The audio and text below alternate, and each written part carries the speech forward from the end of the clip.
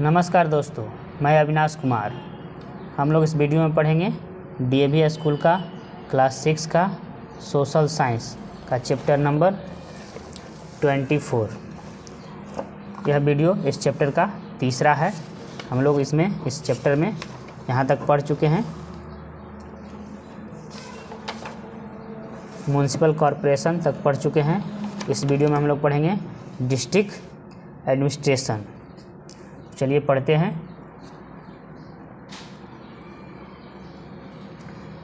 दो most of our day to day problems are solved by the local bodies. कह रहा है कि हालांकि most of our day to day problem यानी कि हमारे दिन प्रतिदिन का अधिकांश प्रॉब्लम सॉल्व किया जाता है बाय द लोकल बॉडीज के द्वारा। यानी कि ये जो हम लोग पिछले वीडियो में पढ़े हैं, आपका ये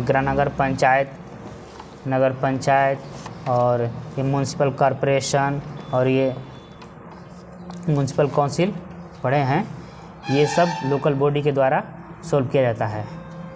मगर मेनी मोर प्रॉब्लम्स यानी कि बहुत सारे और भी प्रॉब्लम्स नीड मतलब ज़रूरत होती है, मगर बहुत सारे प्रॉब्लम जो है उसको नीड होती है, ज़रूरत होती है स्पेशल एडमिनिस्ट्रेटिव कंट्रोल की, विशेष प्रकार का एडमिनिस्ट्रेटिव कंट्रोल की आवश्यकता होती है एंड सुपरविजन की।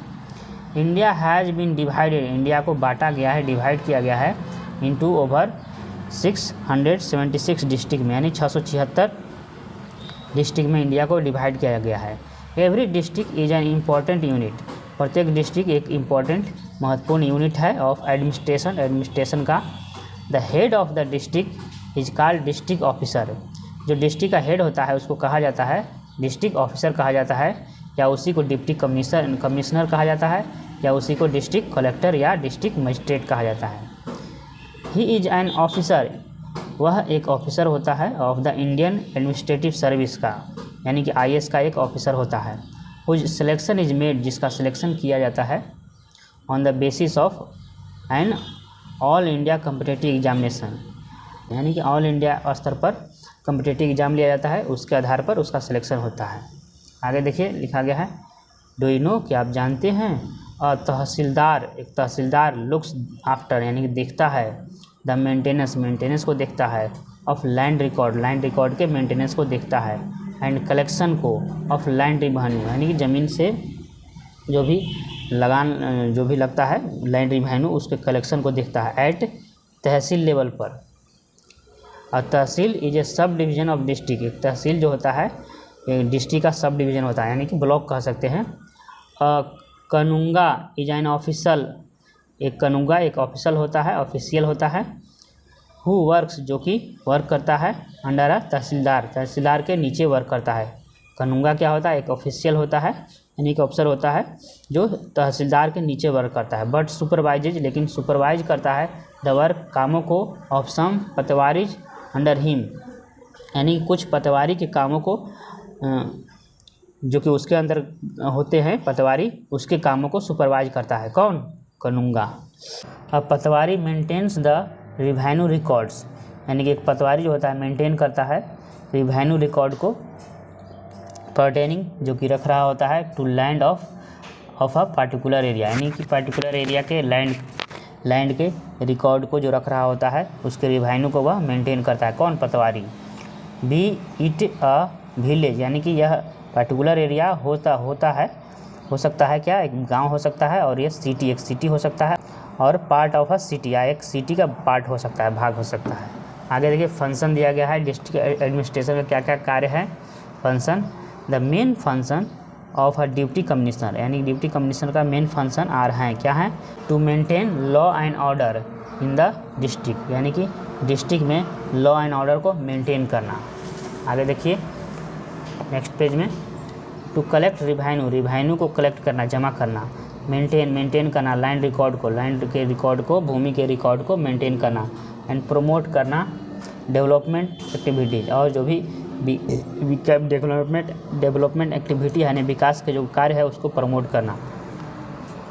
टू कोऑर्डिनेट यानी कि सहयोग करना द एक्टिविटीज़, उन कार्यों को, ऑफ डिफरेंट डिपार्टमेंट के कार्यों में सहयोग करना। इन डिस्ट्रिक्ट में, जिले में, विच आर हेडेड, जो कि हेड किया जाता है by the special district officer, यानी कि विशेष प्रकार के स्पेशल डिस्ट्रिक्ट ऑफिसर के द्वारा जो कि डिफरेंट कार्य हेड किया जाता है, उसमें सहयोग करना। किसका काम है? डिप्टी कमिश्नर का या डिस्ट्रिक्ट कलेक्टर का कह सकते हैं, या डिस्ट्रिक्ट मजिस्ट्रेट का। जैसे कि स्पेशल ऑफिसर डिस्ट्रिक्ट ऑफिसर होते हैं, जैसे कि for example the district education officer होता है, जो कि एजुकेशन को देखता है। डिस्ट्रिक्ट एजुकेशन ऑफिसर होता है, लुक्स आफ्टर, देखता है द एजुकेशनल एक्टिविटी को, यानी कि एजुकेशन से रिलेटेड कार्यों को देखता है। सुपरिटेंडेंट ऑफ पुलिस, जो सुपरिटेंडेंट ऑफ पुलिस होता है, इज रिस्पॉन्सिबल, जिम्मेवार होता है for the maintenance of law and order के मेंटेन करने के लिए जिम्मेवार होता है, यानी कि शांति बनाए रखना, ज़िले में किसी प्रकार का दंगा फसाद ना हो, इसको मेंटेन करना इन द डिस्ट्रिक्ट में।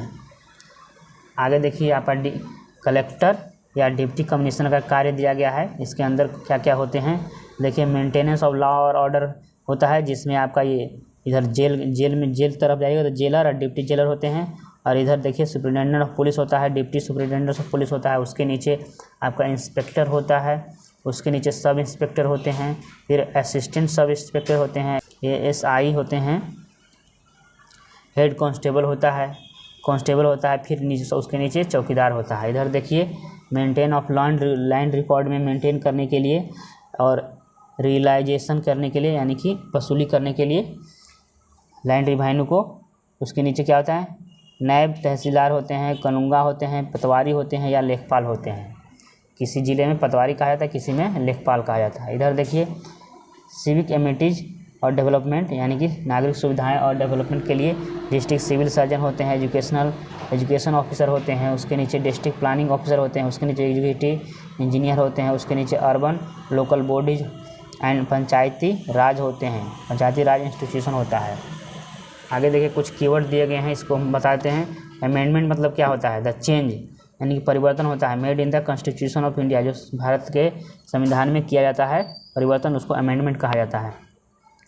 फाइनेंशियल असिस्टेंट का मतलब होता है हेल्पिंग विद मनी, मनी से हेल्प करना।